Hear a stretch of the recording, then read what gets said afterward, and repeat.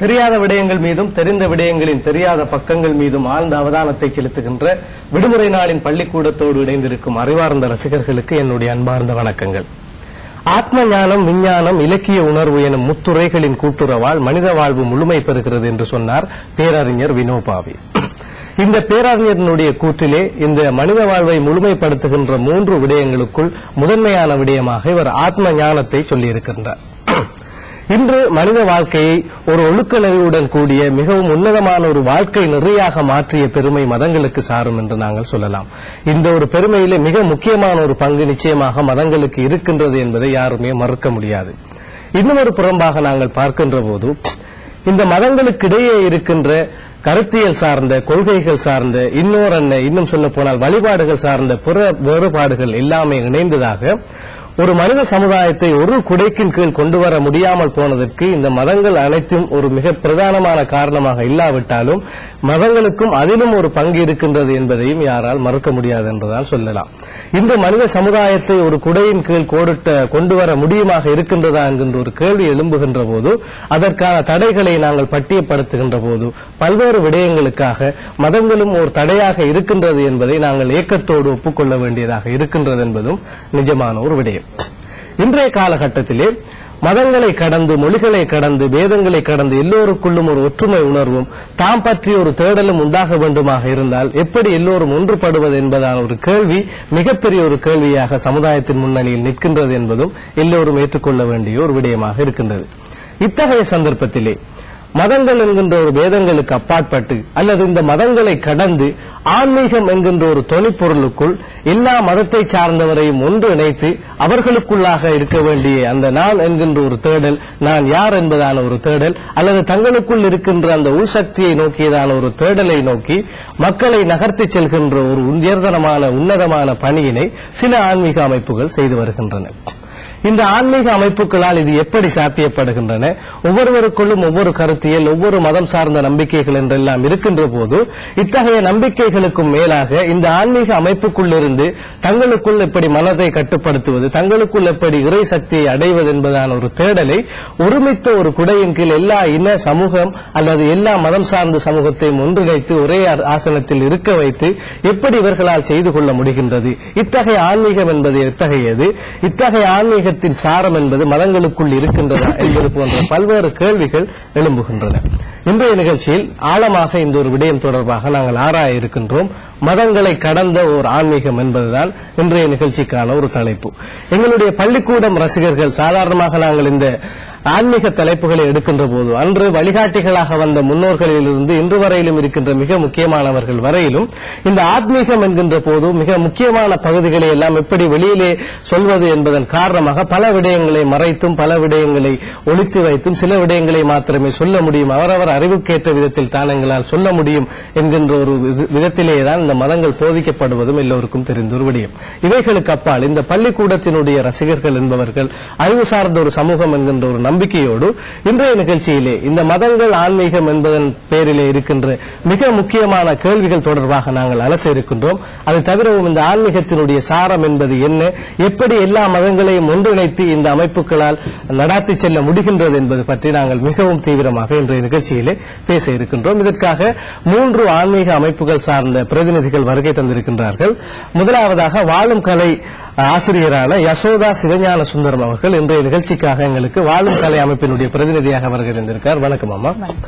அதேபோன்று இரண்டாவதாக நான் அறிமுகப்படுத்த இருப்பவர் இந்தியாவிலிருந்து வருகை தந்திருக்கின்றார் மனவளக்கலை யோகா அமைப்பினைச் சேர்ந்த பேராசிரியர் வீணா முத்துலட்சுமி அம்மா அவர்கள் இன்றைய நிகழ்ச்சிக்காக எங்களுடைய கலையகம் வந்திருக்கின்றார். வணக்கம். இந்தியாவிலிருந்து நீங்கள் வந்திருக்கின்றீர்கள். எங்களுடைய இலங்கை மக்கள் சார்பாகவும் இந்த பள்ளிக்கூடம் நிகழ்ச்சி சார்பாகவும் உங்களை நான் அன்பொழுக வரவேற்கின்றேன். வணக்கம் அம்மா. அடுத்ததாக இந்த பிரம்மகுமாரிகள் ஆன்மீக பல்கலைக்கழகத்தின் பிரதிநிதியாக வைத்தியர் எஸ் சந்திரமோகன் அவர்களும் இன்றைய நிகழ்ச்சியில் எங்களுடைய பள்ளிக்கூடம் நிகழ்ச்சிக்காக வருகை தந்திருக்கின்றார். வணக்கம் ஐயா. வணக்கம். நாங்கள் நிகழ்ச்சியை முதலில் ஆரம்பிக்கும் முன்பதாக உங்களுடைய இந்த அமைப்புகள் தொடர்பான ஒரு அறிமுக உரையோடு தொடங்கலாம் என்று நினைக்கின்றேன். நீங்கள் சொல்லுங்கள் யசோதாஜி. ஜெய் குருதேவ். எங்களுடைய வாழுங்கலை அமைப்பு, நான் ஒரு வாழுங்கலை ஆசிரியர். எங்களுடைய அமைப்பை பூஜ்ய ஸ்ரீ ஸ்ரீ ரவிசங்கர் குருஜி அவர்கள் தான் ஆரம்பித்து வைத்தார் 1982 ஆண்டு. எங்களுடைய பிரதான ஆசிரமம் பெங்களூர்ல இருக்குது. பாத்தீங்கன்னு சொன்னா ஒரு 145 நாடுகளுக்கு மேலாக எங்களுடைய கிளைகள் பரவி இருக்கின்றன. இதுல பாத்தீங்கன்னு சொன்னா எங்களோட அமைப்புல நாங்க கொடுக்கிற பயிற்சிகள் தியானம், யோகாசனம், மூச்சு பயிற்சி இதுகள் எல்லாமே நாங்கள் கொடுக்கிறோம். உங்களுக்கு முதல் 8 வயது பிள்ளையில இருந்து பெரியவர்கள் மட்டும் வெவ்வேறு விதமான பயிற்சிகளை நாங்கள் அளித்து வருகிறோம். எல்லாருக்குமே சிறிய பிள்ளைகளிலிருந்து பெரியவர்கள் மட்டும் எல்லோருக்குமே இந்த மூச்சு பயிற்சி, தியானம் எல்லாமே இருக்குது, யோகாசனம் எல்லாமே இருக்குது. ஆனா பாத்தீங்கன்னா இதுல முக்கியமான ஒன்று சுதர்ஷன கிரியா என்ற மூச்சு பயிற்சி. இந்த சுதர்ஷன கிரியா என்னன்னு சொன்னால், இப்ப இயற்கையில ஒரு ரிதம் இருக்குது. சூரியன் உதிக்கிறது, காலையில உதித்து மறையுது, அது மாதிரி காலங்கள், சீசன்ஸ் வருது. அதே மாதிரி எங்களோட உடம்பு, மனம், எண்ணங்கள் எல்லாத்திலையுமே ஒரு ஒழுங்குமுறை இருக்குது. ஆனால் இந்த ஒழுங்குமுறை ஒழுங்காக இல்லாதபடியால் தான் எங்களுக்கு எவ்வளவு பிரச்சனைகள், கவலைகள், துன்பங்கள் எல்லாமே ஏற்படுது. அப்ப நாங்க இந்த மூச்சு பயிற்சி, சுதர்ஷன கிரியா என்ற மூச்சு பயிற்சியின் மூலம் இதை நாங்கள் ஒழுங்குமுறைக்கு கொண்டு வருகிறோம். அப்ப இதை ஒழுங்குமுறைக்கு கொண்டு வரும் பொழுது எங்களால் சந்தோஷமாக, அமைதியாக இருக்க முடியும். அப்ப நாங்க அமைதியா இருக்கும் போது எங்களால் என்ன தீர்மானம் எடுப்பதென்றாலும் சரி, எண்ணத்தையுமே இலகுவாக சாதிக்கக்கூடியதாக இருக்கும். அது மட்டும் இல்லாமல் எங்களுடைய ஆரோக்கியத்துக்கும் இது வழிவகுக்கும். யோகாசனங்கள் செய்யறோம், மூச்சு பயிற்சிகள் செய்வதன் மூலம் எங்களுடைய ஆரோக்கியத்தையும் நன்றாக வைத்துக் கொள்ள முடியும். ஏனென்றால் ஆரோக்கியம், மனம் ரெண்டும் நன்றாக இருந்தால்தான் எங்களால் சந்தோஷமாக இருக்க முடியும். சோ இதன் நாங்கள் நிறைய பயிற்சிகள் செய்வதன் மூலம் அதை நாங்கள் அடையக்கூடியதாக இருக்கு. மற்றும் என்னொன்று சொல்லணும் என்றால், எங்களோட அமைப்பு மதம் சார்ந்த அமைப்பு அல்ல. சோ என்னன்னு சொன்னால் 145 நாடுகளுக்கு மேலாக கிளைகள் இருக்குது. எல்லா இடத்திலையும் எல்லா சமயத்தவர்கள், எல்லா நேஷனாலிட்டிஸ் எல்லோருமே இந்த பயிற்சிகள் எல்லாம் எடுத்திருக்கிறார்கள். சோ என்னன்னா இது நமது மனம், மூச்சு, உடல் இதை பற்றினதை ஒழிய சமயத்தை பற்றியது அல்ல. அறிமுகம். அடுத்து பேராசிரியர் வி. முத்துலட்சுமி அவர்களே, இந்த மனவளக்கலை யோகா பற்றியதான ஒரு அறிமுகத்தை தாருங்கள். வணக்கம், வாழ்க வளமுடன். குருவேசினி. மனவளக்கலை யோகா என்பது அருள் தந்தை வேதாத்ரி மகரிஷி அவர்கள் அருளி செய்தது. அவர்கள் சென்னையிலே, இந்தியாவில் கூடுவாஞ்சேரியில் பிறந்தவர்கள். சிறு வயது முதலே நோய் ஏன் ஏற்படுகிறது மக்களுக்கு, இன்ப துன்பம் என்றால் என்ன, நான் யார் என்று, எங்கிருந்து வந்தேன், எங்கு போகப் போகிறேன் என்ற பல ஆராய்ச்சிகளில் அவர்களுடைய மனம் உட்பட்டது. வறுமையான குடும்பத்தில் பிறந்தாலும் இந்த சமுதாயத்திற்கு ஏதாவது நன்மை செய்ய வேண்டும் என்று சிறு வயது முதலே ஆராய்ச்சி செய்தார்கள். அதனால் மக்களுக்கு உதவும் வகையில் உலக சமுதாய சேவா சங்கம் என்ற ஒரு அமைப்பை உருவாக்கினார்கள். அந்த அமைப்பின் கீழ் இன்று மனவளக்கலை யோகாவானது உலக நாடுகள் முழுவதும் பரவுகிறது.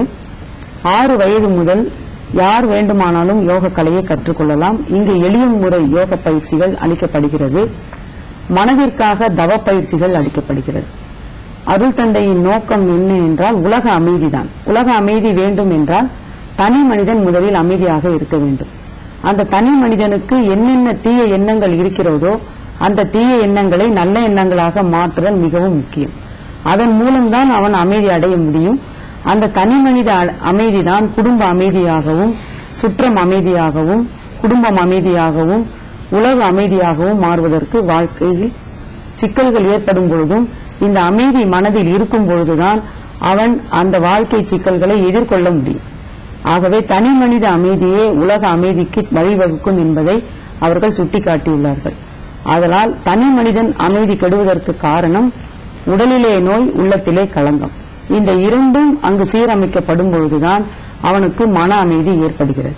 அதனால் உடலுக்கு எளிய முறை யோக பயிற்சிகளும், மனதிற்கு தவ பயிற்சிகளும், தற்சோதனை என்ற பெயரில் மனதை தன்னைத்தானே தற்சோதனை செய்து கொண்டு தன்னுடைய தீய எண்ணங்களை நல்ல எண்ணங்களாக மாற்றிக்கொள்வதற்கு எளிய முறை மனோதத்துவ ரீதியில் கவலைகளை ஒழிப்பது எப்படி, சினத்தை தவிர்த்துக் கொள்வது எப்படி, ஆசைகளை சீரமைத்துக் கொள்வது எப்படி என்று பல வகை பயிற்சிகளை கொடுத்திருக்கிறார்கள்.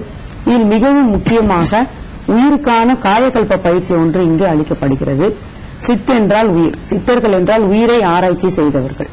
அந்த உயிரை ஆராய்ச்சி செய்த சித்தர்கள் செய்த கலையான காயக்கல்ப பயிற்சியானது இங்கே அளிக்கப்படுகிறது.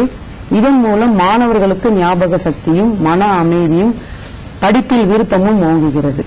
இன்று இந்த மனவளக்கலை யோக கல்வியானது இந்தியாவில் தமிழ்நாட்டில் அனைத்து பல்கலைக்கழகங்களுடன் சேர்ந்து ஒரு ஆன்மீக கல்வியாக அங்கு போதிக்கப்படுகிறது. BSc in yoga, BA in yoga, MSc in yoga, diploma என்று அனைத்து பல்கலைக்கழகங்களுடன் இணைந்து அங்கு சான்றிதழுடன் பட்டங்கள் அளிக்கப்படுகிறது. இன்று மாணவர்களுக்கும் இந்த பயிற்சி மிகவும் பயனுள்ளதாக இருக்கிறது.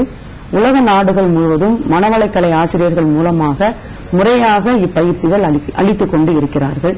உலக நாடுகள் முழுவதும் இந்த பயிற்சி பரவினால் தனிமனித அமைதி என்பது உலக அமைதிக்கு கொண்டு செல்லும் என்பதே அருள் தந்தை அவர்களின் நோக்கமாகும்.